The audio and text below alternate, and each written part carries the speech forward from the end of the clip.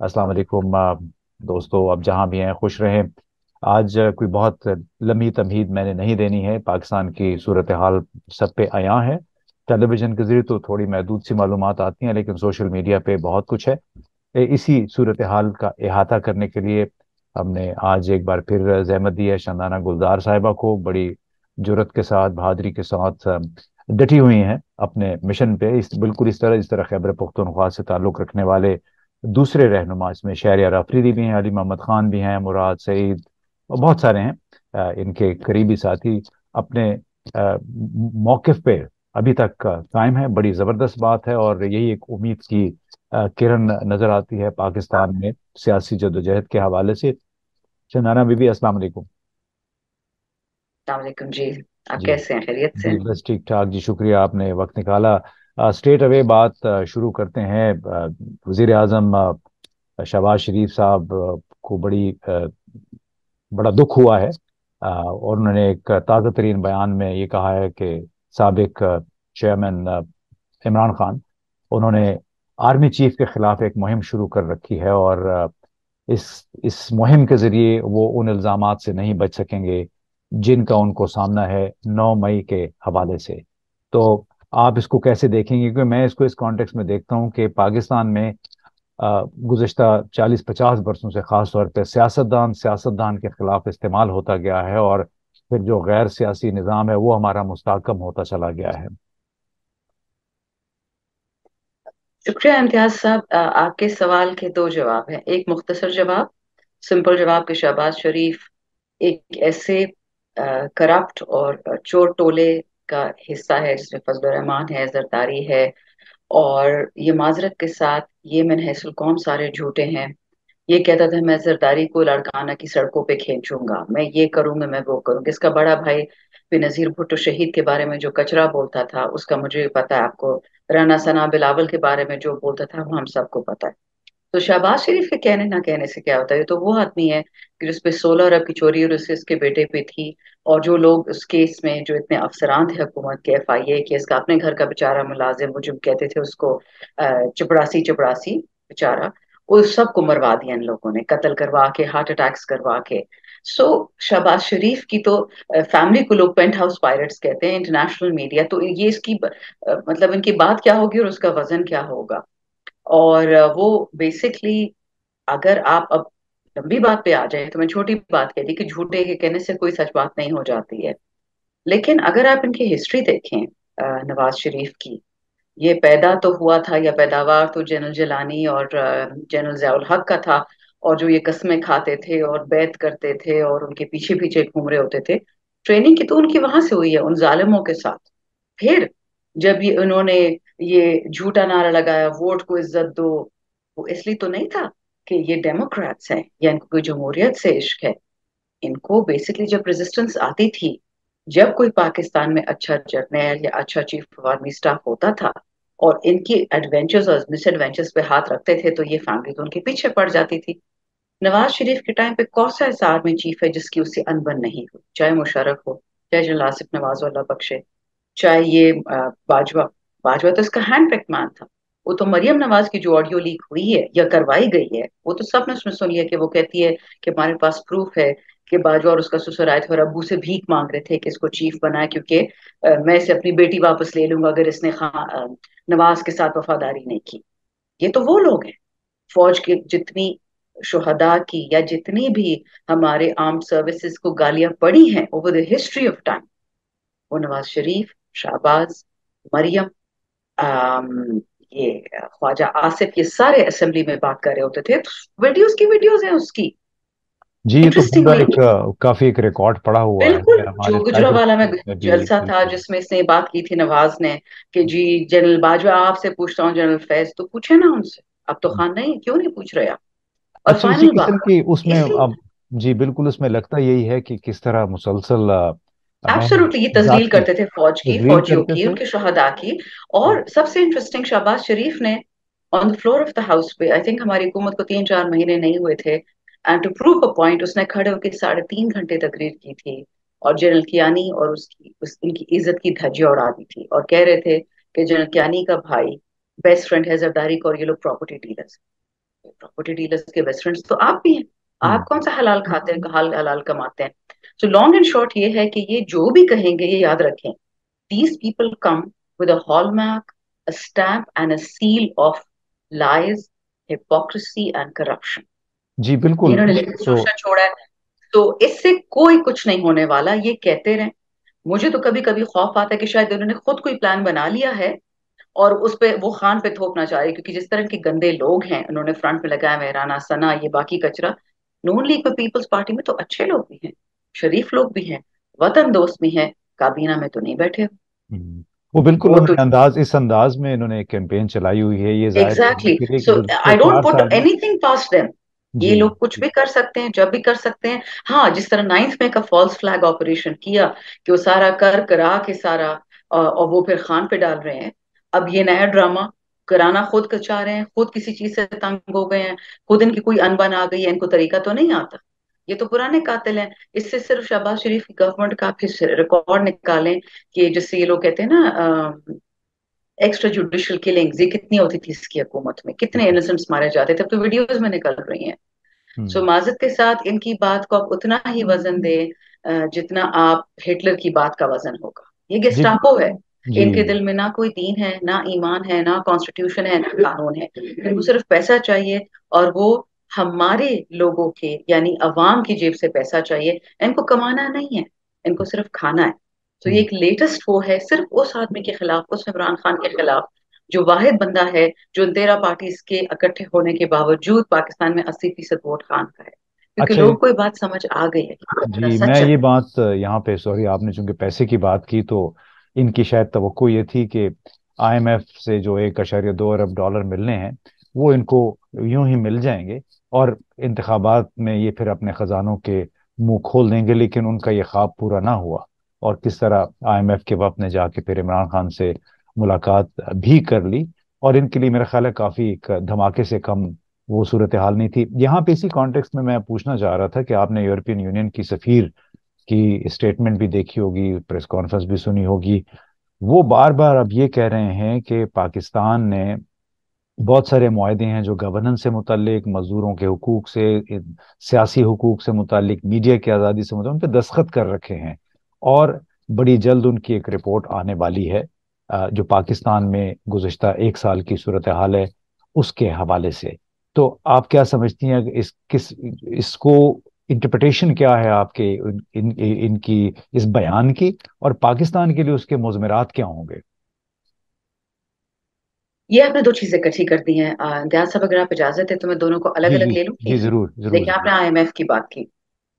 जब हमारी हुकूमत थी और ये लोग अपना कचरा, फाइनेंशियल कचरा छोड़ कर गए थे, खासकर इस्हाक डार, जिसने 24 अरब डॉलर जाया किए कि डॉलर 100 रुपए पे रहे, और पाकिस्तान का बेड़ा गर्क कर दिया। कर्जे ये लेते हैं, फिर मेरी और आपकी जेब से हमें उसको वापस करना होता है। इस वक्त हर पाकिस्तानी जो बच्चा पैदा होता है वो 3.25 लाख 3.5 लाख के कर्जे के साथ पैदा हो रहा है, उसने कभी ना कभी वापस करना होगा।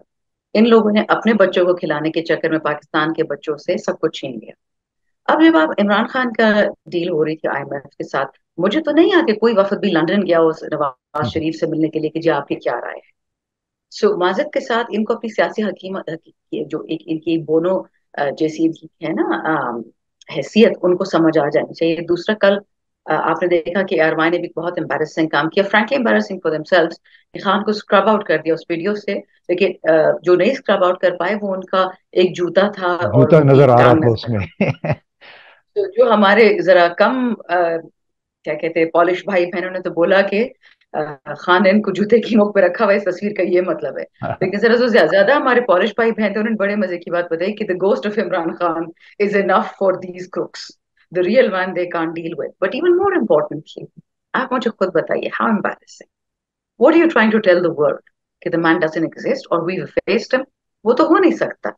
सो इन लोगों ने मतलब एक और भी कल, ट्विटर में ज्यादा होती नहीं हूँ, लेकिन एक बहुत मजे का हमारे जो यंग लोगों के दिमाग तो बड़े तेज है, तो एक बच्चे ने लिखा हुआ था कि अब ये जो है हेड ऑफ आईएमएफ पाकिस्तान, अब ये जाके एक प्रेस कॉन्फ्रेंस करेंगी कि इमरान खान से मिलने के बाद पीटीआई भी छोड़ दी और आईएमएफ भी छोड़ दी। So these kind of embarrassing हाँ वो टैक्टिक्स अच्छी, डू। कुछ लोगों ने, आया जमीर साहब ने भी इस हवाले से कहा कि मैं इंतजार में हूँ कि पंजाब पुलिस कब आईएमएफ के वफ्द तो के उठा के ले आदमी और जाइए उनके कि उनके आपने घरों फांसी के मिलने की जरूरत कैसे की। के वो प्रेस अच्छा, कॉन्फ्रेंस और नए एफआईआर के इंतजार में है वो। एग्जैक्टली वो तो होंगी। अच्छा, फिर जो आपने ईओ की बात की, देखें जीएसपी प्लस हमें बड़ी मुश्किल से मिला था, एड़ियां रगड़ रगड़ के। दो पर्टिकुलर लोग थे, एक तो मैं नाम नहीं लेना चाहती बिकॉज वो भी गेस्टापो अपोलोजिस्ट हो गया, तो I will not give him any credit. But हमारे एक फेडरल सेक्रेटरी थे, कासिम नियाज साहब, वो तब ब्रसल्स में थे, हमारे इकोनॉमिक मिनिस्टर। उन्होंने बहुत मेहनत की थी पाकिस्तान को जीएसपी प्लस में डालने की, क्योंकि जो पुराना जीएसपी था प्लस, उसमें से ईओ ने हमें इंडिया के कहने पे निकलवा दिया। तो हमें बहुत मेहनत लगी। जब जीएसपी प्लस पाकिस्तान पहली रिपोर्ट जानी थी, मैं तब कॉमर्स मिनिस्ट्री की लीगल एडवाइजर थी, वो रिपोर्ट मैंने खुद लिखी। और लिटरली एरिया रगड़ रगड़ के हम गारंटीज देते थे कि चाहे वो पॉलिटिकल राइट्स के कन्वेंशन हो गए, चाहे वो जेनोसाइड वाला हो गया, चाहे कन्वेंशन अगेंस्ट टॉर्चर हो गया, या ह्यूमन राइट्स वाले दीगर, या खवातीन वाले, या लेबर, या गवर्नेंस एनवायरनमेंट, हम उनको इम्प्लीमेंट करेंगे पाकिस्तान में। तो आपको ड्यूटी फ्री मार्केट एक्सेस मिलता है ईयू में। और वो भी हमारे माशाल्लाह इतने नालायक हैं, पाकिस्तान की प्रीमियर जो आपके सेठ हैं, कि वो अभी तक जो आपका जीएसपी प्लस है, उसमें अगर हमें 100 फॉर एग्जांपल 100% एंट्री थी 10 प्रोडक्ट लाइंस पे, या 100 पे, या 100 ही कह रहे हैं just for the sake of example to keep it simple, आज तक हमने वो 50% से ज्यादा उसको फिल ही नहीं किया। हम्म। हमारी इंडस्ट्री इनोवेट नहीं करना चाहती, हुकूमत से इतनी सब्सिडी मिल जाती है, बिजली की मद में भी, गैस की मद में भी, एक्सपोर्ट ड्यूटीज भी, सब कुछ रिबेट भी मिल जाते हैं, तो हमारे लोग तो इनोवेट करते ही नहीं है।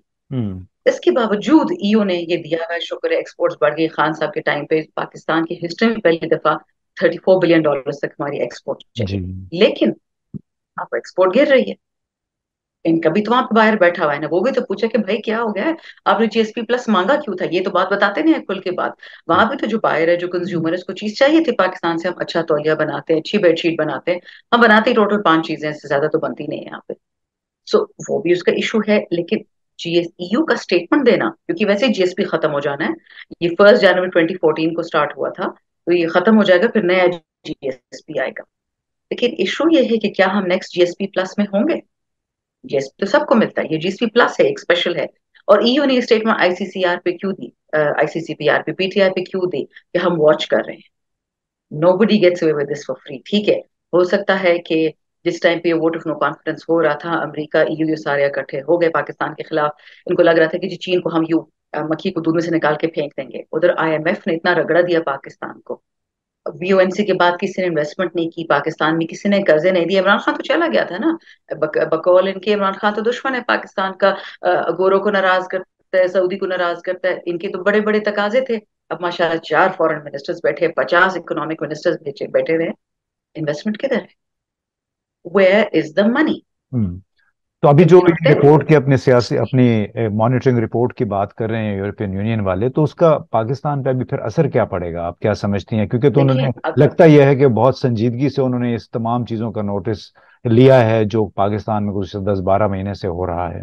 इनको भी संजीदगी बहुत देर से याद आई। इनको पिछले साल 25 में एक भी संजीदगी याद आ जाती तो बेहतर था, बट चले, हर बंदा सियासत खेलता है इम्तियाज साहब, हर बंदा सियासत खेलता है। इशू इस वक्त ये है कि ये जो एडवेंचर या मिस एडवेंचर यूक्रेन और रूस का उन्होंने स्टार्ट करवाया, यूरोप को तो अब समझ आ रही है कि अमेरिका का तो एक सोल्जर नहीं मरा, फिर तो पूरा यूरोप रहा है। ठंड से पिछले साल जर्मनी और फ्रांस में लोग लिटरली मर गए। सो जोर तो सारा यूरोप को है इस वक्त। और यूरोप हमेशा, इन particular after the two world Wars, जरा सेंसिबल था। Second world first world war तो कभी अमेरिकन सॉइल पे आई नहीं। अमेरिका को तो हमेशा शौक था बाकी लोगों के मुल्कों में जाके लड़ाइयां करते थे, हम्म। चाहे वो इराक था, चाहे वो कोरिया था, चाहे अफगानिस्तान था। इनको इनको भूल गया था कि जंगें होती कैसी हैं। यूरोप को तो सर पे आ गई है ये बात, यूक्रेनियंस भी यूरोपियंस मर रहे हैं, रशियंस भी। और क्यों मरे, वही बेगुनाह। वो क्रिश्चियन हो, वो मुसलमान हो, वो हिंदू हो, जिस तरह हमारे साथ ये जुल्म होता था कितने सालों से, कि जी शिया भी पाकिस्तानी होता था, सुन्नी भी पाकिस्तानी होता था, और मर जाता था इन लोगों की जान। अब अल्लाह का शुक्र है, चाइना ने देतों करवा दिया। अहले तशहीर अहले सुन्ना का जो ये एक यूनियन है, अल्लाह इसको अजल तक आबाद रखे, कभी भी इसको कुछ ना हो। क्योंकि क्यों पाकिस्तानी मरे, मैं तो हमेशा कहती हूँ कि कोई जंग भी होती है तो फौजी भी पाकिस्तानी मरता है, पुलिस वाला भी पाकिस्तानी मरता है, पीटीआई वाले भी पाकिस्तानी है, नून और पीपल वाले भी हैं। बट माजरत के साथ, और नून और पीपल की जो ये लीडरशिप है, दे कुडंट केयरलेस। मरियम तो बहुत प्राउडली कहती है, मेरे भाभी के पास तो लंदन पासपोर्ट, और लंदन पासपोर्ट में वो रहते हैं। तो धाका वास्ते नदी दो वाली बातें, कानून नहीं लगते हम पे पाकिस्तानी, तो फिर आप पे कौन सा कानून लगता है। और हम्म। आपके भाई इतने ही बड़े ब्रिटिशर्स हैं, तो वो क्या कर रहे थे मोहम्मद बिन सलमान की मीटिंग में, सऊदी में किस किस खाते में वो गए थे? अभी शाही आसिफा घराना है। जरदारी के साथ शाही वो किस शाही। गई है?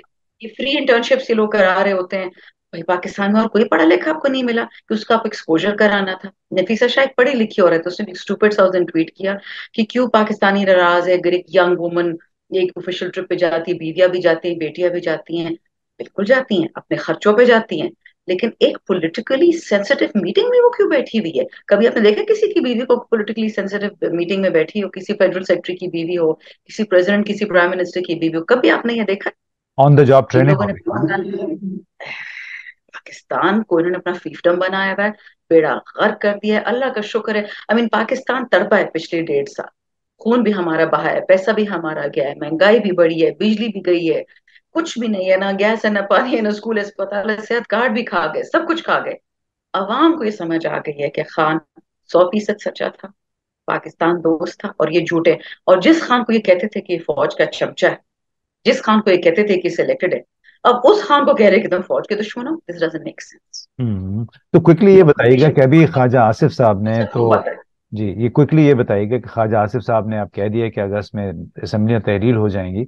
तो जिस अंदाज में आप कह रही हैं कि पाकिस्तान 1.5 साल में तड़पा है, तो क्या पाकिस्तान के अवाम के तड़पने का आप समझती हैं कुछ उन वो तड़पना खत्म होने की कोई आसार पैदा हो गए हैं? इलेक्शन की तरफ हम जा सकते हैं, और अगर इलेक्शन हुए तो उसमें आपकी जमात कहाँ खड़ी होगी? देखिए, इलेक्शन इन लोगों ने पीटीआई के लिए अनाउंस नहीं किया और ना आइन के लिए किया। इनका तो बस चले इलेक्शन 20 साल ना करवाएं।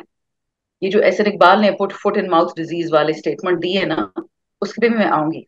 लेकिन इशू इनका हमेशा यही होता है नून लीग का, कि ये मरियम आएगी कि शहबाज आएगा। उनकी तो बादशाहत है ना, बंदर बांट होती है कि अब इतने खा लो, अब तुम खा लो, अब तुम खा लो, मेरी बारी आ गई खाने की, बर्बादी की। इनको भी ये डर लगा हुआ है कि बिलावल को पीएम के बनाने बनाने के चक्कर में 5-6 जो एमएनएज हैं पीपल के, उन्होंने टीवी पे काफी दफा बोला कि हम चाहते हैं कि कॉन्स्टिट्यूशनल एक प्रोविजन है उसको ट्रिगर करें इकोनॉमिक इमरजेंसी के लिए, और साल 1.5 साल इसको डिले करे ताकि बिलावल तैयार हो जाए पीएम बनने के लिए। इधर उनको अपनी रट लगी हुई है, और मरियम हमेशा थ्रेटन करती है, गंदी वीडियोस, गंदी ऑडियोज, मेरे पास ये है, मेरे पास वो है। तो सुना ये है कि शायद जरदारी साहब फेल हो रहे हैं अपने उसमें प्लॉट में बिलावल को पीएम बनाने में, और शायद शहबाज शरीफ को वापस लाने की तैयारियां हो रही हैं। मरियम तो फिर भी नहीं आएगी, उसको भी बोला है कि तुम आराम से बैठो, तुम्हारे केस की सफाइयां हो गई हैं, अब तुम बैठो। अब वो वॉश लॉन्ड्री में ड्राई क्लीन होके आप आ गई हैं पैगंबर बन के। लेकिन अब मसला इनको ये है, जो रियल मसला है कि वो पश्तो में कहते हैं बगैर इमरान के ये पूरा कर नहीं कर सकते, जो भी कर लिए नहीं कर सकते। दुनिया को भी ये पता है, अगर यही नालायक टीम वापस आएगी, बेशक फुल मैंडेट के साथ वापस आए, नोबडी विल गिव देम। ये आप मुझसे आज लिखा वाले, अगर फ्री और फेयर इलेक्शन नहीं होता, अगर खान प्राइम मिनिस्टर नहीं बनता, आई कैन अश्योर यू अगले 5 साल भी ऐसे ही एडिया रगड़ते रहेंगे। ना बिजली होगा, ना गैस, ना पानी, ना सेहत कार्ड, ना अस्पताल, ना ना इन्वेस्टमेंट आएगी, क्योंकि इनको समझ नहीं आती। ये है गुंडे फॉर हायर। गुंडो फॉर हायर को इस्तेमाल तो किया जाता है, लेकिन ना उनसे कोई रिश्ता करता है, ना उनसे कोई इकोनॉमिक तबादला करता हम्म। है। And this is the bitter reality. वरना जिनके कहने पे इन्होंने वोट ऑफ कॉन्फिडेंस करवाया, उन्होंने इनको पैसे क्यों नहीं दिए 1.5 साल? क्यों नाक इनकी जमीन पे रख? जी। वो इसाक डार कभी कहता है मैं मूडीज को देख लूंगा, मैं हम्म। फिच को देख लूंगा, मैं आईएमएफ को देख लूंगा। मतलब फॉर गॉड से उन्होंने लेवल वो ऑफ इलिटरेसी मौला जट की तरह भड़कें बहुत मारी जो पंजाबी फिल्मों में होती हैं। बढ़ के मार सकते। लेकिन लेकिन तो बिल आखिर आप उन्होंने व्हाट फिर एक्सपेक्ट, घुटने। नालायक अनपढ़ चोरों से आप क्या एक्सपेक्ट करते हैं? जी बिल्कुल। यही होगा। जी चले, बहुत बहुत शुक्रिया आपसे। बड़ी ज़बरदस्त बातें होती हैं, जब भी होती हैं। ख्वाहिश थी कि आपसे ज़्यादा तवील बात की जाती, लेकिन लोबे लबाब उसका यही था जो आप कहना चाह रही थी कि सियासत हर बंदा कर रहा है, चाहे वो आईएमएफ है, चाहे यूरोपियन यूनियन है, अपनी अपनी मसलहत के तहत। उसके साथ साथ ये कि इमरान खान को आप पसंद करें ना करें, एक लिहाज से आपके गले की हड्डी है, ना आप उसको निकाल सकते हैं, ना आप उसको निगल सकते हैं। यानी there is no way around Imran Khan. भले वो अच्छा है बुरा है, लेकिन उनकी एक बैन अवी स्टैंडिंग है, और उसका इजहार आईएमएफ के वफद ने किया है। और ये हम बतौर पाकिस्तानी, आपकी भी यही ख्वाहिश होगी, मेरी बड़ी शदीद ख्वाहिश है कि बतौर पाकिस्तानी हम वो काम करें जो पाकिस्तान के गरीब आवाम के हक में हो, सिर्फ महज चंद शख्सियात के हक में ना हो। जिस अंदाज में हमने ये सियासत देखी है 1.5 एक साल से, उसमें लगता है कि शख्सी मफादात जो हैं वो ज्यादा मुकद्दम रखे गए गुरोही और पाकिस्तान के मफादात से। अल्लाह करे कि ये ट्रेंड किस तरीके से रिवर्स हो और पाकिस्तान के अवाम का और हम सब का भला हो सके। बहुत बहुत शुक्रिया शानाना।